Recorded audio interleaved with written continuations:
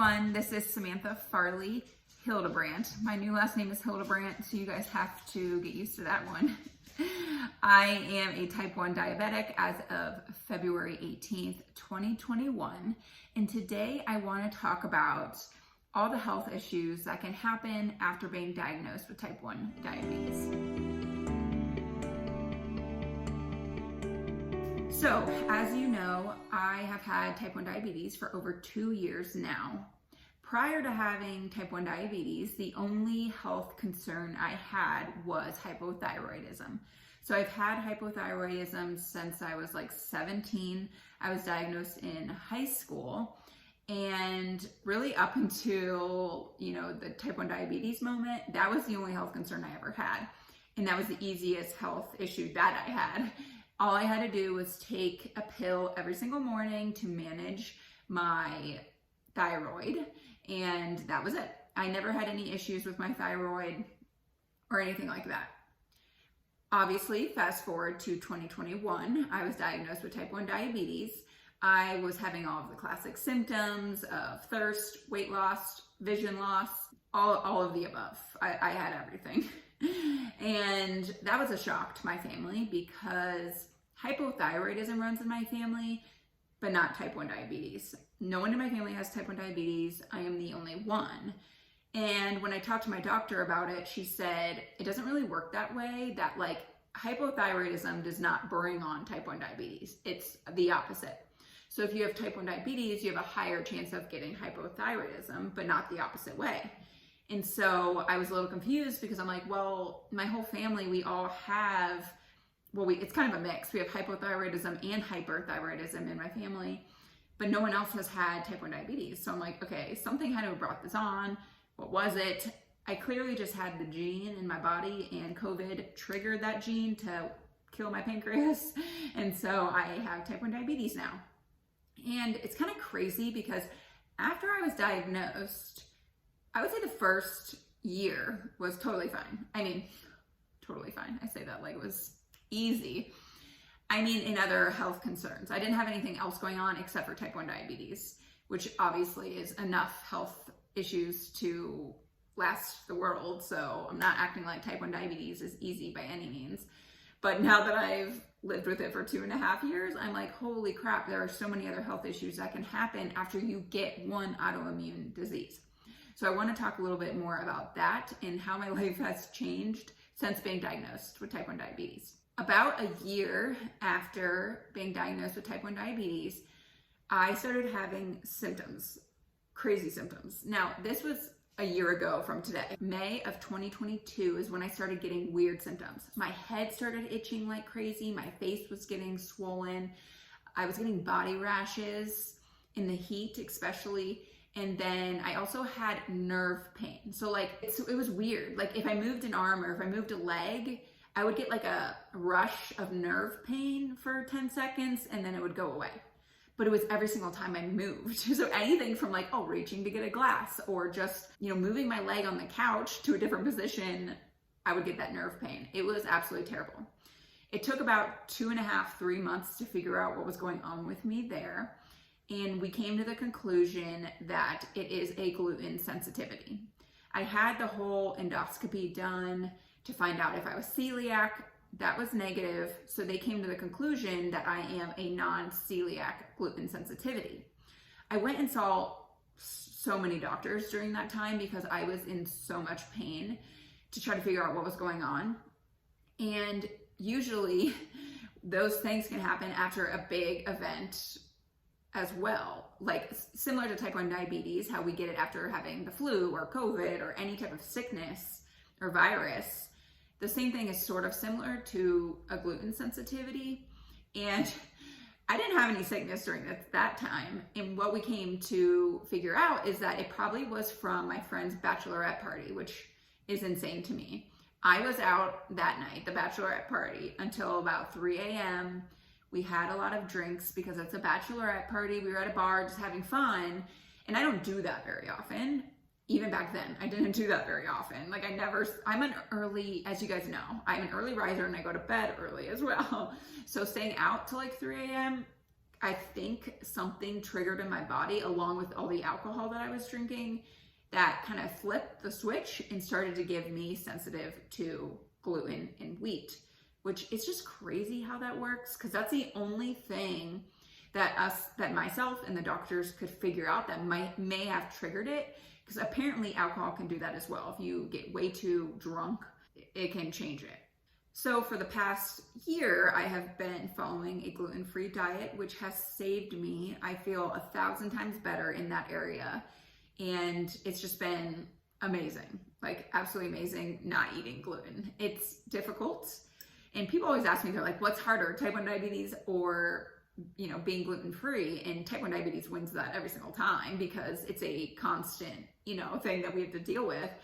However, being gluten-free is also a challenge. And especially when you throw both of them together, it's just like, oh, it's terrible. So if any of you are also gluten-free and a diabetic, like, you understand what I'm talking about. Thankfully, here in Colorado, everyone is very, very helpful with the gluten-free. Like, most restaurants have an option, which is really nice. I still struggle with it though, because I don't know, 2 years ago I was healthy. And so I don't know, I'm still accepting the fact that I have type 1 diabetes, and I'm accepting the fact that I'm now gluten-free, because it's been such a life change for me, going from extremely healthy to not healthy. And you know what I mean, like having more health issues. So it's been quite a change. After the gluten sensitivity, as I started to heal in August of 2022, I started getting other symptoms because of what I went through over the summer. So I started getting leg cramps, which I still have to this day. I cannot figure out why I have leg cramps. I also get it in my abdomen, but mostly in my legs. Each week it's different. Like, some weeks are better than others.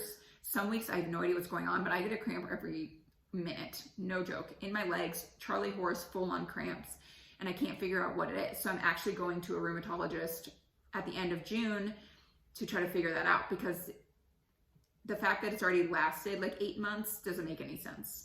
I've been taking electrolytes, all of the thing, and nothing is solving the problem. Magnesium has been helping me, but not to the extent of like curing my cramps by any means. So that's one problem I had and still have to this day.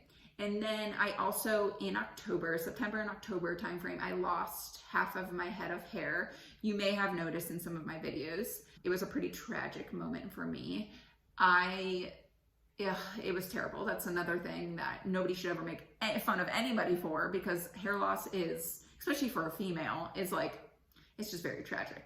And I lost, I'm not kidding, half of my head of hair. I can show you pictures if you want. It was pretty bad. When I was running the New York City Marathon with the Beyond Type 1 team, I had half a head of hair. And I tried to make it not very noticeable, of course. I don't want people to notice that I don't have hair, but there's only so much I could do. And so, I wore a hat, and that was tough too. And when I went to see the doctor, that was because I went through so much pain in the summer that the hair loss is my body's response to that. So when you go through a stressful event with your body, you tend to lose your hair a couple months later. It's basically your body trying to heal itself. So it's like, okay, we got to get all this out to like start again. And that is what my body did. And so that's why I think that my cramps are also associated with what I went through over the summer, but I can't figure out how to solve it. Thankfully, my hair is growing back. It's still not like super long, but as you can see here, like I had the little wisps, which you've probably noticed also in my videos, but it's great because it's finally growing back, and I'm very thankful for that. So I don't really care what my hair looks like now, as long as I have hair. So I'm happy about that. Okay, now my most recent issue, well, this also has been kind of going on for the past few months, but I also have this weird pigmentation on my legs. It's mostly on my thighs and the back of my thighs, but I do also have it on my calves and the lower part of my body as well, and a little bit on my hips, but mostly on my thighs. I thought this was just related to the celiac thing or non-celiac gluten sensitivity, and I thought it would go away.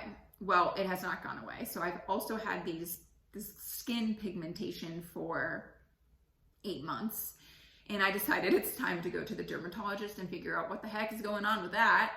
because it's embarrassing now that summer's coming out and I have to wear shorts and my legs are all like, it almost looks like a spider webby thing on my legs, like almost like blood vessels kind of popped. So it's like dark in certain areas on my legs, which I can also show you a photo, but it was time to go to the dermatologist. So I went to the dermatologist yesterday for that, and she took a biopsy of my skin and whatever they do for biopsies underneath the skin to see what it was. She has some ideas of what it could be, but we're gonna wait on that, obviously, until I get the test results back to make a conclusive decision. But I wanted to bring this up because going through all these health issues after being diagnosed with type 1 diabetes has been very difficult for me.